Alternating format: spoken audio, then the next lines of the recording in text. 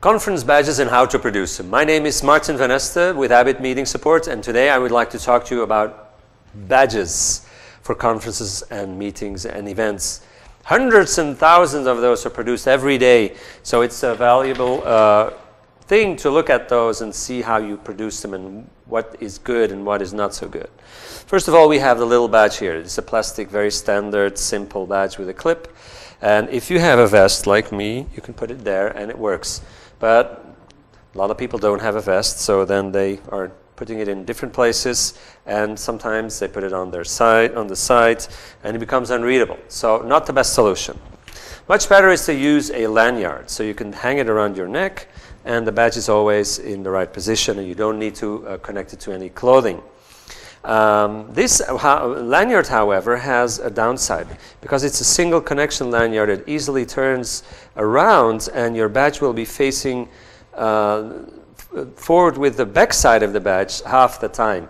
So that's not a good idea. And to make things worse, they have invented this swiveling little thing, so it turns around even more easily. So don't buy these, don't sell these, this should be illegal.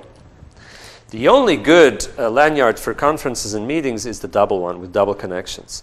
If ever it would twist and turn into a wrong position, it would automatically come back to its normal position. And this one has an additional feature. It's a little button that slides over the lanyard, so your badge becomes a little higher, so people can easily read it without having to bend forward or grabbing your badge.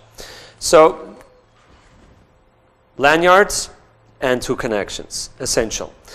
This one has a little technology gizmo in the back of it. You can see here is an antenna, which is a RFID antenna, and there's another one here. So that's electronic stuff, and it's making this badge a uniquely coded badge, and you can track and trace this. So if you have a conference where you have certain limitations for people where they can go and not go, this would work. Or when you have to manage points, credits for the participants, this is also a way to track and trace these people. So this is the badge holder. Now inside the badge there goes a piece of paper with the name of the participant, etc. And for that you obviously need a number of computers at your registration, so people can print those badges, and a number of printers as well. The simple way to do this is using an A4 or a letter size paper on which you print actually the badge. This badge can be taken off very simply by ripping it off the paper like so, and then slide it into a badge holder. This side has, not to waste too much paper, has a little piece that is a voucher for a conference bag. Here you have a certification of attendance, and here you have your CME points for this conference. So not a lot of waste on this sheet of paper. Another thing you could do is using those textile self-adhesive badges, and you can print those from an A4 on site with the different participants. Probably better for shorter and smaller conferences. Then we also have this small printer which generates labels one by one for each of your participants. Those labels would look like this, and you just put them on a thicker piece of paper and then slide them into a badge holder like this. Very simple and not a lot of waste of paper. Then obviously once you have your badge and you have your lanyards and everything, an additional thing you can do is slide in your voting system. The keypads we have are very thin and small, and they fit nicely into that badge holder that you have as a participant. So you have your badge and your keypad always with you. And then for a few extras, I have here the Lego badge, which is easy to produce, and you can have engraved text here.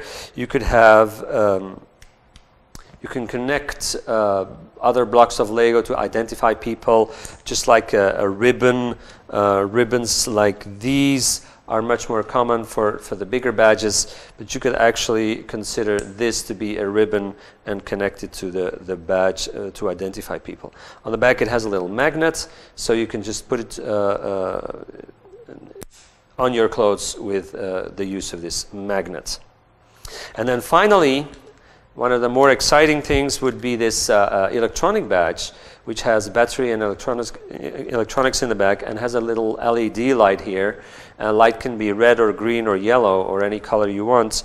And so what you do is you would have your participants fill out a profile on, during registration, answering a couple of questions, maybe 5, maybe 10 questions, and that profile would then be used for this electronic badge system, and they would contain the information, and you would decide who has to talk to who. So you could say, we want all the people with the same language together, we want all the people from the European group together and the North American group together, we want those to connect, or you want to connect buyers and sellers of certain products. That's all possible with this electronic badge.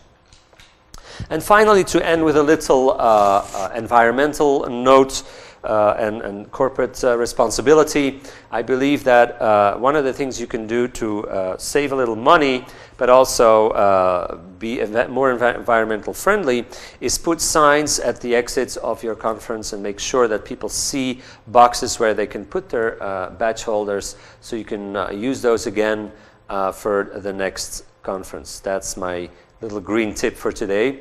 And this is the end of our little video on badges and how to produce them. I hope you enjoyed it, and I look forward to see you at your future conferences. Thank you very much.